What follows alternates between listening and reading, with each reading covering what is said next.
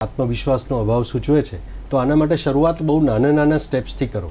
તમે ઘરની અંદર માની લો કે શાક બનાવવાનું છે તો એમાં એને પૂછો કે આ બેમાંથી કયું શાક બનાવવું છે, ત્યાંથી શરૂ કરો કે ભાઈ તમે સવારે ક્યાં ઓફિસ પર જતા હો ક્યાંક કામ પર તો તમે એને 2-3 શર્ટમાંથી બતાવીને કહો કે આમાંથી હું કયું શર્ટ પહેરું.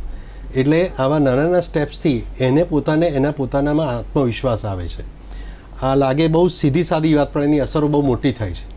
તમે આ કરી જુઓ, ત્યાંથી શરૂ કરો અને પછી એ જે કંઈ પણ કરે ને, ખાસ બંને જણાએ ધ્યાન રાખવાનું અને બીજા બધાએ પણ ધ્યાન રાખવાનું, એ જે કંઈ પણ કરે ને ત્યારે તરત જ એના માટે આપણે મોટે ભાગે શું કરતા હોઈએ છીએ કે બાળક કંઈ પણ કરે, કંઈ કામ એ સારું થાય કે ખરાબ થાય કે રિઝલ્ટ આવે કે ગમે તે હોય, ભણવાનું હોય કે રમવાનું હોય, આપણે તરત જ એના પછી તરત જ આપણે એક ઉપદેશ આપવાનું ચાલુ કરી દેતા હોઈએ છીએ.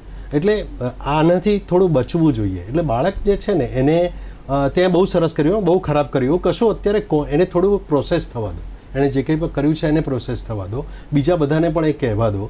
ઘણી બધી વખત કેવું હોય છે કે બાળક કંઈ પણ કરે તો એને એવું થાય જ છે કે મને કંઈક સાંભળવાનું આવશે, એ સારું એક ખરાબ હોય, એટલે એ થોડીક વાર આમ ચૂપ થઈ જાય છે કે આ બોલો તમારે જે બોલવું હોય. અત્યારના ઘણા બધા બાળકો આવા થઈ ગયા છે. એટલે એના લીધે પણ કોન્ફિડન્સ જે છે એનો આવી શકતો નથી, એનો વોઇસ જે છે એ આગળ આવતો નથી.